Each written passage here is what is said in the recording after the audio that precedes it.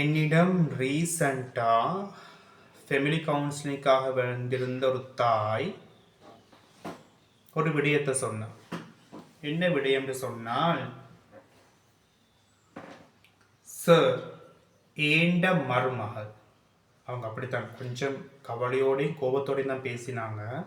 Sir ஏண்ட மருமகள் ஒரு வேர்டுல போட்டு, அந்த வேர்டு வீடியோவில் சொல்ல முடியாது, வெயில் படும் வரைக்கும் படுப்பா சார். அந்த வேர்டு என்னன்றது நீங்களே உங்களோட போட்டுக்கொள்ளுங்க, கட் பண்ணிடுங்க. சரி, வெயில் படும் வரைக்கும் படுப்பா சார்.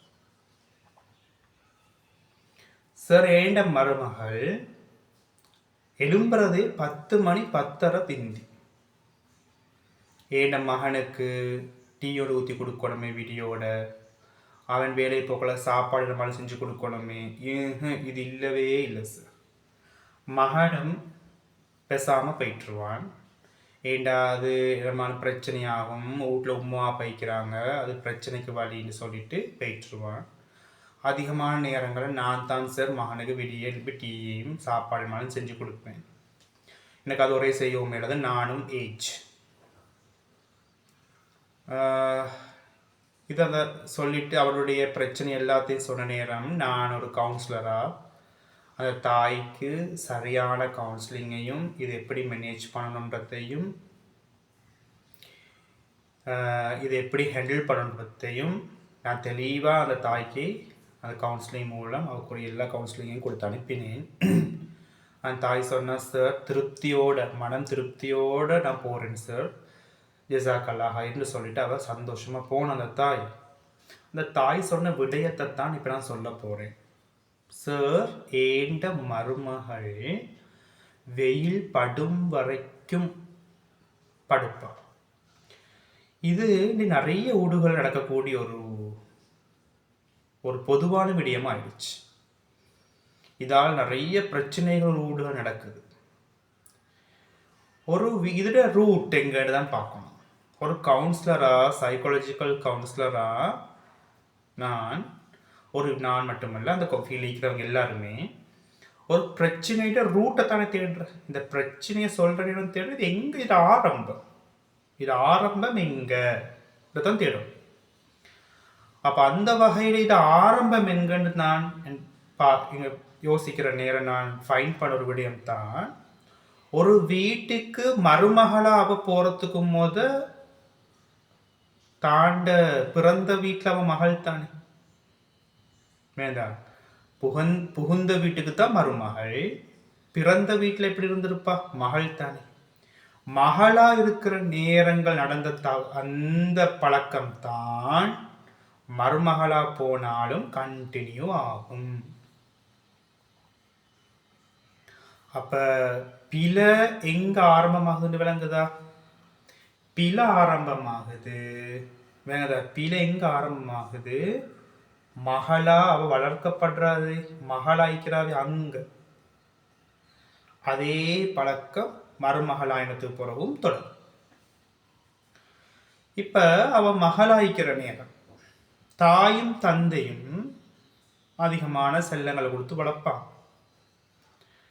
அவளோட வீட்லயும் அப்படித்தான் தூங்குவான். என்ன தைரியத்துல தூங்குவான்னு சொன்னா, அப்ப வீடியோ அவர் நைட் ஃபுல்லா ஃபோன். இன்றைக்கு சாதாரணமாக ஒருத்தர் மனிதன் தூங்குறதுக்கே 1 மணி 1:30, எத்தனை மணிக்கு தூங்குறீங்கன்னு கேட்டு சொன்னால் 1 மணி ஆகுது சார், 1:30 ஆகுது சார்னு சொல்லுவான். என்னமாலும் படிக்கிறீங்களா? புக்குகள் வாசிச்சுட்டா லேட் ஆகுதா? இல்லை. என்னமாலும் ஒர்க்கா? இல்லை. ஃபோன்.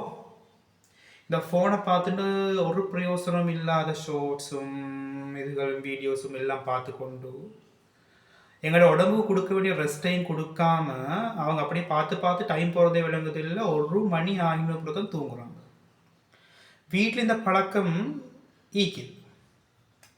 அதுக்கப்புறம் என்ன தைரியத்தை தூங்குவா தானே, விடிய உம்மா ஈக்கிறதானே, உம்மா எல்லாத்தையும் செய்வாதானே. உம்மா ஊடு கூட்டுவா, உம்மா முத்தம் கூட்டுவா, உம்மா பியாங்கோப்பையை கழுகுவா, உம்மா ஆக்குவா, ஆக்கி வச்சு உம்மா டீயை ஊற்றி வச்சதுக்கு பிறகுதான் மகளுக்கு அதெல்லாம் நல்லா தெரியும். சரியா? மகள் அதுக்கு பிறகு எம்பி பண்ணலாம் தீட்டி வந்து அவர் 10 மணிக்கு போல் அவள் அந்த டீயை குடிப்பாள். குடிச்சிட்டு அது பிறகு மறுகணத்தை என் மனசு சின்ன வேலை செஞ்சுட்டு மறுகாலும் ஃபோன் தான். இப்படியே பழகுவான். இது உம்மாவும் என்ன செய்வான்னு சொன்னா, சில சந்தர்ப்பங்களில் உம்மாமார் மகளுக்கு பயம். சில வீடுகளில் இந்த உம்மமார் மகளுக்கு பயம். இந்த மகளுக்கு பயப்படுறதுனால சரி, மகளுக்கு பயம், மகனுக்கு பயம், இன்னைக்கு அப்படித்தானே பெற்றோர்கள் ஈக்கிறாங்க. தான புள்ளலுக்கு பயம். ஒரு காலம் இருந்தது பெற்றோருக்கு தான் பிள்ளைகள் பயம். இப்போ காலம் எப்படி போகுதுண்டா நான் கவுன்சிலிங்லையும் பார்க்குறேன். பெற்றோர்கள் பிள்ளைகளுக்கு சரியான பயம். என்ன காரணத்துக்காக வேண்டி அப்படி நடக்கிறதுன்றது விளங்குது இல்லை. நான் பார்த்தேன்னு சொன்னால் பயப்படுறாங்க. சரியா? அப்போ நீ மகள் எழுப்பாட்டுறதும் இல்லை. சில நேரத்துக்கு உண்மை சொல்கிறேன், எழுப்பாட்டி எலும்பிடுவா போகிறா சொல்லி வேலை எழும்புற டைமுக்கு எழுப்பிட்டு வேண்டிய வேலையை செய்யட்டும், நாங்கள் எங்களுடைய வேலை செஞ்சு முடிப்போம். இப்படியே தான் இந்த உண்மைமார் தான் இந்த புள்ளோட கெடுத்து. இந்த இந்த தாயும் தந்தையும் சேர்த்தான் தவறான ஒரு பாசத்தை காட்டி காட்டி காட்டி மகளோட வாழ்க்கையும் கெடுத்து. அப்புறம் மகள் மருமகளாகி இன்னொரு வீட்டுக்கு போனாலும் அதே தூக்கமும் அதே நைட்டுக்கு ஃபோன். இதை மாற்றலாம். உங்களோட மகளை நீங்கள் வீட்டில் வளர்க்குற நேரம் அவள் ஸ்கூலெல்லாம் முடிச்சிட்டா, ஓயல் முடிச்சிட்டா, ஓகே, அவளுக்கு நீங்கள் சில பொறுப்புகளை கொடுத்துடணும். இந்த வேலை உண்ட வேலை தான். மேதா இந்த கிச்சனில் இந்த ஒர்க் இருக்குது, இந்த வேலை உண்ட வேலை தான். அது மகனாக இருக்கட்டும், மகனோ மகளோ, அவங்களுக்கு எல்லாத்துக்கும் ஒரு பொறுப்பை கொடுத்துடணும். உம்மாவும் வாப்பாவும் பொதுவாக வாப்பம்மா சம்பாதிக்க போயிட்டுருவாங்க தானே. தாய் தான் என்னை மாட்டிக்கொள்கிறோம் எல்லா இடத்துலையும். தாய் சொல்லணும், ஏண்ட வேலை இது மட்டும்தான், ஏதாவது ஒரு வேலையை அவங்க எடுத்துக்கொள்ளலாம். தயவு செஞ்சு இந்த தாய் ஆக்குற வேலையை எடுக்காதீங்க, குக்கிங் வேலையை எடுக்காதீங்க. குக்கிங் வேலையை உங்களோட மகள்கிட்டே நீங்கள் பொறுப்பை கொடுக்கணும். நீங்கள் அதை மகள்கிட்ட தான் பொறுப்பை கொடுக்கணும். சில வீடுகளை மகள் இல்லை மகன்மாரை ஆக்கக்கூடிய வீடுகளும் மீக்கிது. சரியா? தாய் நான் சொல்கிறேன், பழக்குங்க, ப்ராக்டிஸ் பண்ணுங்க. வேணதா ப்ராக்டிஸை கொடுங்க. இது உண்ட வேலை, இதை நீ செஞ்சே ஆகணும். ஏண்ட வேலை இது மட்டும்தான். சரியா? எத்தனை மணிக்கு நீ எழும்பினாலும் பரவாயில்ல, அதை பற்றி எனக்கு இல்லை, இந்த வேலையை முடிச்சிடும். இப்படி ஒரு பொறுப்பை கொடுத்துட்டீங்கன்னு சொன்னால் அந்த மகள்கிட்ட மனசில் ஓடிக்கொண்டு இருக்கும், அப்படியே லேட் எழுப்பினா அந்த வேலையை செய்யலாம் போகணும்னு சொல்லி அவன் கொஞ்சம் நேரத்தோடு எழும்ப ட்ரை பண்ணணும். சரியா?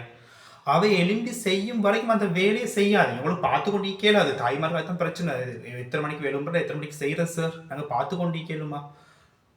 ஒரு நாளைக்கு அப்படி விடுங்க, செய்யட்டும். எத்தனை மணிக்கு எழும்பினாலும் இந்த வேலையை செய்யட்டும்.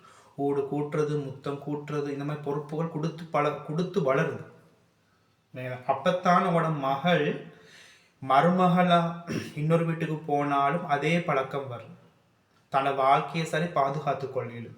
இல்லை என்ன நடக்கும் தெரியுமா? இப்படியே இங்கே வளர்த்து உங்களோட மகளை மருமகளாக்கி இன்னொரு வீட்டுக்கு அனுப்பினு சொன்னால், அந்த வீட்டை பிடிக்கிறேன்னு சொன்னால் நிச்சயமாக கணவன் மனைவிகளுக்கு பிரச்சனை வரும், மாமி மருமகளுக்குள்ள பிரச்சனை வரும், குடும்பமே 2 பட்டு கடைசியில் காதியா கோர்ட்டில் போய்த்து டிவோர்ஸுக்கு அப்ளை பண்ண வேண்டிய நிலைமை வரும். இப்போ மகள்கிட்ட வாழ்க்கை பாழா போனது உம்மா வாழதான்றது விளங்குதா? மகள்கிட்ட வாழ்க்கை பாழா போனது வாப்பா வாழதான்றது விளங்குதா? எங்கூட்டுற பின்னாடி விளங்குதா? உங்களோட பிள்ளைகளுக்கு சின்ன வயதிலிருந்தே வேலைகளை கொடுத்து வளருங்க. வீட்டில் இந்த வேலையை செய்யணும், இத்தனை மணிக்கு எழும்பணும், விடி எழுப்பி சுபத்தோடு தான் மறுகாலத்தை தூங்க தேவையில்லை. உங்களோட வேலையெல்லாம் நீ முடிச்சுட்டு எல்லாத்தையும் பண்ணி அதுக்கப்புறம் தூங்கலாம். பொதுவாக நீங்கள் விடி அனுப்பிட்டீங்கன்னு சொன்னால், சுபத்தோடு உங்களோட வேலையை ஸ்டார்ட் பண்ணீங்கன்னு சொன்னால், உங்களுக்கு அல்ஹம்துலில்லாஹ் 9 மணி ஆகும் எல்லா வேலையும் முடிச்சுட்டு உங்களுக்கு அதுக்கப்புறம் கொஞ்சம் தூங்கலாம். அந்த 10 மணி 11 மணிக்கு தூங்குறது இருக்குது, அது நெச்சுரோபதி படி மிக சிறந்த தூக்கம். மார்க்கத்திலையும் அதை வரவேற்றிருக்கிறாங்க. அந்த தூக்கத்தை நெச்சுரோபதி படியும் 10 மணி 11 மணிக்கு கெப்பில் தூங்குறது எங்களுடைய இதயம். அந்த 10 11 மணி 12 மணி அந்த கெப்புளுக்கு எங்களுக்கு இதயத்துக்குரிய டைம். அப்போ நாங்கள் தூங்குறது அந்த டைமில் ரிலாக்ஸ், நல்ல உடல் ஆரோக்கியத்துக்கு நல்லன்னு நெச்சுரோபதி சொல்லுது. அப்போ விடியோட அந்த வேலையெல்லாம் முடிங்க. வேணதை முடிச்சிட்டிங்கன்னு சொன்னா உங்களுக்கு அந்த டைமில் கொஞ்சம் தூங்கி எழும்பலாம். சரி, அதுக்கு ஒரு பிரச்சனை இல்லை, ரெஸ்ட்டாக இருந்து கொள்ளலாம். இந்த விடி எழும்பாதத்தாலேயே பல பிரச்சனை, டைம் இல்லை, ப்ரெஷர், அதுக்கப்புறம் தடிப்பிட்டு எல்லா வேலையும் செய்கிற சில ஊடுகள் லஞ்சுக்கு ஆக்குறதே 2 மணிக்கு. அப்போ என்ன எல்லாமே பாருங்கள் பார்க்க. ஓகே, மீண்டும் ஒரு பதிவில் சந்திப்போம்.